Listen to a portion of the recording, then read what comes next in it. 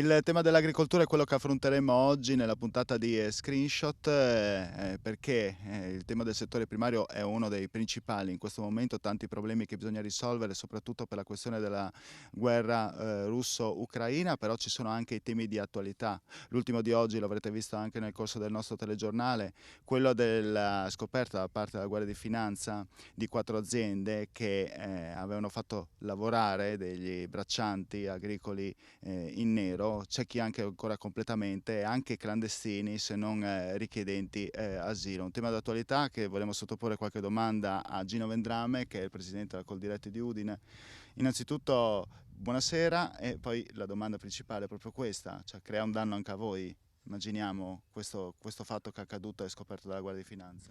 Beh, non facciamo tutto d'un un fascio, ci sono magari aziende che operano anche nell'illegalità, ma ci sono tantissime altre aziende, soprattutto in Friuli Venezia Giulia, che operano nella legalità e sono per la legalità. Come Coldiretti noi diffondiamo sempre il verbo della legalità, diamo sostegno e tutela a tutto campo alle nostre aziende e anche gli insegniamo come muoversi nell'ambito delle assunzioni. Abbiamo uffici che sono competenti, hanno persone formate che danno assistenza agli associati appunto che vengono a fare richiesta d'assunzione per persone, per lavori appunto in campagna. C'è da dire anche che delle volte le aziende sono anche costrette a trovare delle soluzioni alternative perché c'è un altro tema, manca la manodopera, non si trovano persone specializzate e anche non specializzate per lavorare in campagna. In questi anni, in questi decenni, l'agricoltura friulana ha cambiato volto, abbiamo visto il comparire di tantissime culture specializzate, sono aumentate le superfici ad aspargo, a vigneto, a frutteto e anche le orticole, mentre una volta c'era molta monocultura, c'era tantissimo mais, tantissimi cereali. Vediamo che la cultura del mais si è dimezzata nel corso degli ultimi decenni e adesso lo scenario è cambiato. C'è bisogno di personale e questo personale si fa fatica a reperire. Personale soprattutto italiano, stranieri invece si trovano. E poi magari ci sono anche questi casi come lavoratori in nero che succedono, che creano un danno anche agli stessi lavoratori, perché magari sono sottopagati e quindi si cerca sempre di erodere il guadagno, no? Beh, partiamo un po' indietro. L'agricoltura e non solo l'agricoltura, anche il settore alberghiero avevano in passato usufruito di questo fantastico strumento che erano i voucher, perché bisogna capire che tante volte l'agricoltura non è in grado di dare un lavoro continuativo nel corso dell'anno, ma ci sono alcuni periodi, come pensiamo al periodo della raccolta per la frutta, per l'uva, pensiamo al periodo anche della gestione del verde, in cui c'è bisogno di tantissime persone, perciò lo strumento del voucher è un qualcosa che era dinamico e consentiva all'azienda appunto di reperire in poco tempo con uno strumento molto veloce il personale. Sembra quasi un appello, insomma, a riintrodurlo. Sì, è un appello, io mi auguro che venga trovato, se non il voucher, ma un sistema analogo e comunque, chiamiamolo competitivo alla pari del voucher. E l'altro tema è che manca la manodopera italiana. Adesso mi pongo un quesito, si dice che c'è bisogno di tantissimo, i giovani hanno bisogno di lavorare, eppure, ma non solo nel settore agricolo, ma anche nel settore artigianale, sento le aziende che sono alla ricerca del personale e questo personale non c'è. Sembra che le persone si siano volatilizzate. O utilizzano il reddito di cittadinanza, forse perché conviene di più. Ma, Non lo so, è una considerazione, ma potrebbe essere anche quello che voi considerate allo stesso tempo. diciamo che io credo che bisogna trovare uno strumento che incentivi al lavoro, non dobbiamo dare del denaro per Far sedere la gente, dici. Le tolgo le parole di bocca, ma magari non lo so se magari voleva... volevo essere più elegante, ma mi ha tolto le parole di bocca. Sì. E effettivamente manca anche un po' di buona volontà. Una volta c'erano tanti ragazzi che erano pronti a fare un tirocinio anche gratuito, adesso si cerca il massimo rendimento con il minimo sforzo. Credo che proprio anche la mentalità sia cambiata.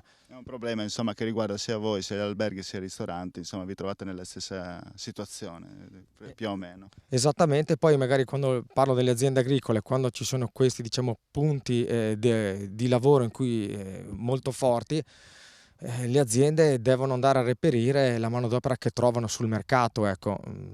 perciò danno lavoro anche a manodopera straniera, che ben venga, per fortuna che c'è, non fraintendetemi, perché se uno viene in Italia e vuole lavorare onestamente e vuole aprirsi una partita IVA o una partita IVA, è corretto che abbia tutti gli strumenti per poterlo fare. Serve probabilmente una formazione nuova, una formazione continua, una formazione professionalizzante in questo tipo di lavoro che avete voi, insomma, un incentivo a riformare la gente. Sì, credo che bisogna riavvicinarsi alla terra e anzi tocco anche questo tema, credo che anche questa crisi dovuta alla guerra Ucraina-Russia ci abbia fatto capire che la nostra indipendenza parte prima di tutto dall'indipendenza alimentare. Senza l'indipendenza alimentare non possiamo dire di essere uno Stato indipendente e perciò l'agricoltura diventa un pilastro essenziale della nostra economia, della nostra indipendenza e abbiamo bisogno perciò di questa agricoltura funzionale e con lavoratori che siano fruibili in maniera molto immediata e semplice. Come diceva lei, oltretutto, come diceva Vendrame, ha affrontato un tema giusto che è quello, noi come gli alberghi, come il commercio, quindi la ristorazione, soprattutto per il settore balneare, raggiungiamo il picco in un determinato tipo di stagionalità, cioè dovete vivere in base alle stagioni, che poi queste stagioni quasi non esistono quasi più alla fine. Che fa sempre caldo, c'è la siccità, abbiamo avuto picchi di siccità, se non sbaglio, anche il periodo di marzo è stato bruttissimo per voi, no? Sì, sembra quasi che ci stiamo avvicinando a certe zone dell'Asia che hanno le due stagioni. Questo ci fa Cioè, ci sono picchi di siccità oppure arrivano i monsoni. esatto, adesso questa siccità è veramente anomala perché non abbiamo mai visto un periodo, chiamiamolo d'asciutta così lungo. Per fortuna abbiamo un consorzio di bonifica efficiente, ma questo periodo insomma mette in difficoltà perché insomma le riserve idriche sono quelle che sono, perciò dobbiamo correre ai ripari e dobbiamo efficientare gli impianti, puntare ad impianti che consumano meno acqua, dobbiamo puntare al risparmio idrico, perciò impianti a subirrigazione, convertire gli impianti a canaletta in impianti ad aspersione e via dicendo, e anche puntare un po' a creare dei bacini idrici sul tutto Questo il se ne è territorio. discusso abbastanza, no? C'è qualcuno anche che si era rifiutato di questi bacini considerandoli magari anche dal punto di vista naturalistico come uno scempio, qualcuno diceva, insomma, però voi vi servono.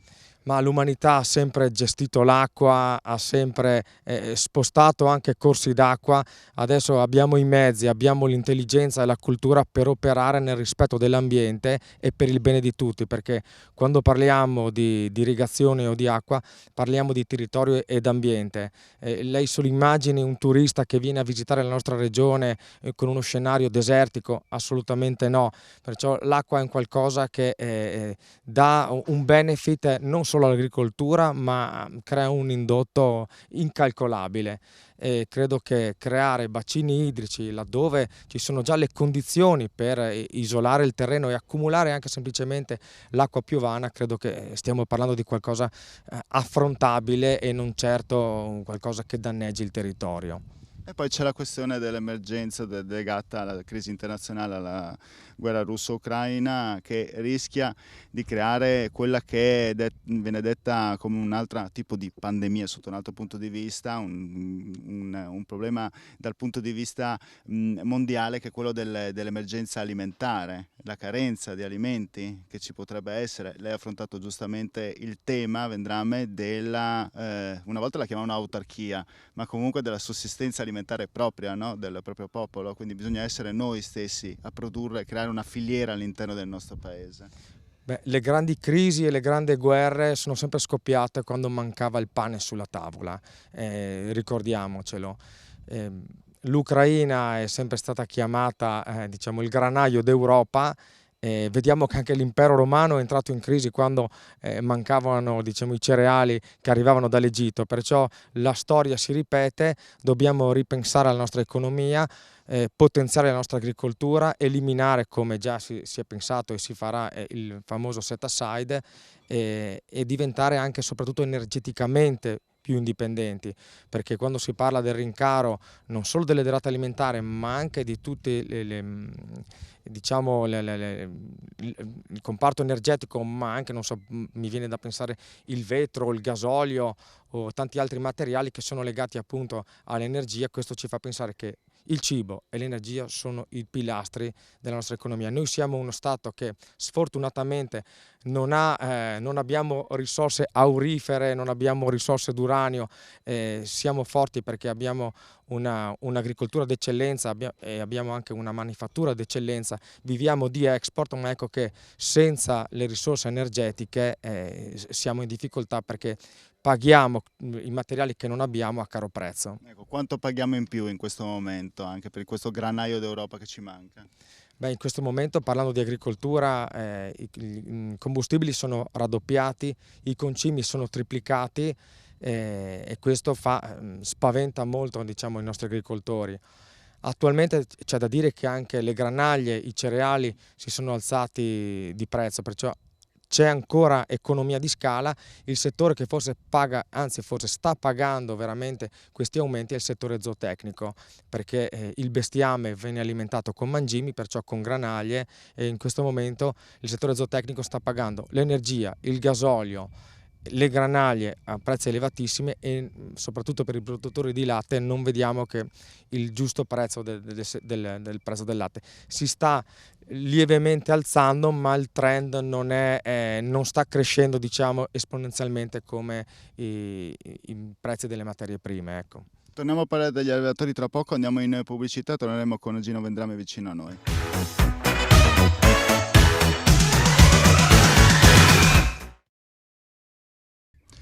Bentornati a Screenshot, insieme a noi Gino Vendrame, presidente Coldiretti Udine, per parlare dell'agricoltura che vive momenti diciamo non felici, soprattutto ora che c'è la guerra russa-ucraina. Già c'era la questione della pandemia, ora adesso questo tipo di guerra che mette, come ha detto anche nella prima parte della puntata Vendrame, in difficoltà soprattutto il settore del latte, soprattutto il settore degli allevatori. Triplicata l'energia, ma il prezzo del latte rimane tale quale. Allora, si sta alzando lievemente, però il trend di crescita non è uguale al trend di crescita del costo delle materie Mandare in prime. cassa integrazione le mucche è una cosa assurda, sembra quasi. Purtroppo è un settore, tocchi un tasto delicato, perché mentre certe attività si possono mettere in stand-by, cioè si possono spegnere, magari pagando le utenze di base, chi ha bestiame, chi ha allevamento, le bestie non si possono congelare, fermare, ma continuano il loro ciclo produttivo, devono essere alimentate ogni giorno, curate, perciò ci sono dei costi fissi che veramente stanno gravando in maniera molto forte sulle nostre aziende. Si è parlato anche di piano di abbattimenti, perché ci sono aziende che non riescono ad alimentare il bestiame. Fortunatamente nella nostra regione questo non sta avvenendo, abbiamo riserve di grano sufficienti almeno per arrivare a fine anno, e poi insomma contiamo di fare una buona scorta anche con i futuri raccolti che verranno. A proposito di abbattimenti, è brutto dirlo magari questo tipo di parola, però si parla anche in questo caso di un problema legato alla fauna selvatica che crea problemi nei campi, soprattutto ora che c'è la stagione più importante, quella della ricrescita, c'è la questione dei cinghiali. Beh, sì, diciamo che il problema del cinghiale porta danno all'agricoltura, porta danno anche al settore dei prosciuttifici, perché il cinghiale è vettore della peste suina, e sappiamo insomma che è presente in Europa, e già ci sono anche zone, ma anche in Italia, che è stata vietata anche, diciamo, le camminate nei boschi, perché tutti noi possiamo diventare poi vettori di questa malattia. Il Friuli Venezia Giulia, per il Friuli Venezia Giulia è un comparto delicato, perché noi insomma, siamo famosi per il nostro prosciutto, e guai che questa malattia entri in regione, perché sarebbe veramente una catastrofe.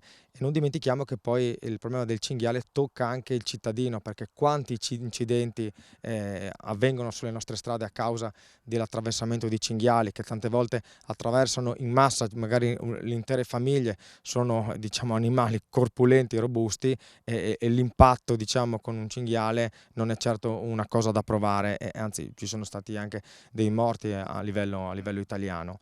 Ehm, La fauna selvatica sta aumentando sempre di più, lo vediamo anche che nelle grosse città si sono avvicinati ai cossonetti dell'immondizia, i video diciamo sui social sono virali, quelli in cui si vedono i cinghiali vicino alle fermate degli autobus con i bambini che prendono la corriera. Credo che questo basti pensare, fa riflettere insomma che è un problema che deve essere affrontato e regimentato. In che modo? Cosa state cercando di fare? Ci Beh, sono mezzi per poter impedire questo? Beh, innanzitutto abbiamo bisogno di leggi più snelle, più moderne, e che consentano un piano di abbattimento efficace e immediato. Abbiamo siglato recentemente un accordo con Federcaccia Friuli Venezia Giulia, e insieme vogliamo creare una sorta di piano di formazione e educazione su quel che riguarda la caccia, su quello che riguarda la fauna selvatica, e vogliamo anche mettere in rete le informazioni, perciò i nostri, vogliamo che venga creato un albo di cacciatori che sia reso fruibile ai nostri associati, ai nostri agricoltori, e che questi diciamo, soggetti interagiscono fra di loro. Il nostro agricoltore è la persona che conosce tutte le peculiarità del territorio, dove si muovono gli animali, dove possono andare a nascondersi, ed ecco che dialogando insieme anche ai cacciatori e facendo un'azione di contenimento, perché stiamo parlando di contenimento, nessuno vuole sterminare nessuno, ma se il problema non viene affrontato non troveremo mai la soluzione e lo subiremo sempre di più. Concludiamo parlando di una delle eccellenze italiane, se non proprio un'eccellenza friulana, quella del vino, della viticoltura. Questa crisi internazionale avrà grandi ripercussioni per quanto riguarda l'export per il vino? Ma in parte sì, in parte no, perché ovviamente non dimentichiamo che il mercato russo è un mercato che attingeva molto di vino italiano e anche magari vini d'alta gamma. Diciamo la Russia è una parte del mondo, ma abbiamo tutto il resto insomma, che sta continuando ad acquistare fortunatamente. Quello che preoccupa un po' sono diciamo, gli aumenti dei costi delle materie prime come il vetro, il sughero e tutto, soprattutto anche il cartone e la carta per le etichette. Eh, il prodotto attualmente, anzi grazie insomma, alla grassa distribuzione, grazie agli importatori che continuano ad appoggiarsi all'Italia, sta trovando, diciamo, viene venduto, ecco. C'è Però stato un recupero rispetto alla pandemia. sì, la pandemia non ha fermato il mondo del vino, perché se magari non si consumava il vino al ristorante, le nostre aziende si sono attivate attraverso canali social, attraverso gli e-commerce, e comunque quello che non è stato consumato nei ristoranti è stato consumato nella grossa distribuzione. Ecco, qui vediamo che alcune aziende sono state agevolate perché magari tante aziende che il nostro Friuli Venezia Giulia non sono presenti nella grossa distribuzione. La grossa distribuzione richiede quantitativi e numeri elevati, e magari una piccola e media azienda non è in grado, non ha nemmeno il canale di contatto con la GDO. Attualmente sta tenendo, fortunatamente insomma, i prezzi, parliamo anche di vino sfuso, sono prezzi buoni. Io diciamo aspettiamo di vedere come si evolvono le cose, ma non voglio gridare al lupo, ecco. Il settore è fiorente, vediamo che in Friuli Venezia Giulia, grazie insomma anche all'avvento del Prosecco, anche il Pinot Grigio ha un'ottima ripresa, e speriamo anzi, visto che è stato anche, si è appena costituito da una settimana poco più il nuovo CDA del consorzio della Doc Friuli, speriamo che questo dia un impulso al vino regionale che più forte e unito come non mai riesca diciamo, a conquistare nuovi mercati a livello mondiale, e anche con il nostro futuro cavallo di battaglia che sarà ed è la ribolla gialla. Alla Regione, come ultima cosa, e come Coldiretti, cosa chiedete? Ma chiediamo che la regione sia vicina alle nostre aziende, chiediamo meno burocrazia e strumenti più snelli e veloci che consentano, diciamo, alle nostre aziende di essere più dinamiche ed accedere anche magari a fondi che aiutino, insomma, a rimanere sul mercato in maniera efficiente. Adesso vediamo che alle porte ci sono anche i futuri bandi per la sostituzione dei tetti, magari chi ha il tetto in Ethernet potrà andare a sostituirle andando ad applicarvi anche i pannelli fotovoltaici, perciò chiediamo, insomma, strumenti veramente snelli e meno burocrazia. Il fotovoltaico potrebbe essere una buona soluzione per un futuro, diciamo, green. Quando si parla di green, Ma credo che oppure è qualcosa di invasivo, diciamo. noi siamo per il fotovoltaico sui tetti e magari su piccole percentuali di suolo agricolo, non diciamo no perché su superfici vaste. La terra è fatta per produrre alimenti e anche paesaggisticamente sarebbe un pugno nell'occhio vedere i nostri territori lastricati di pannelli, ecco, perciò limitiamoci sui tetti o su piccole superfici, ma che siano, diciamo, pannelli atti all'autoconsumo aziendale, ecco. Il nostro business non è la vendita dell'energia, ma produrre prodotti agricoli sani e portare nel mondo il nostro Made in Italy. Grazie a Gino Vendrame per essere stato con noi in trasmissione. Screenshot torna la prossima settimana, come sempre da mercoledì, sempre alle 19:45. Grazie, arrivederci.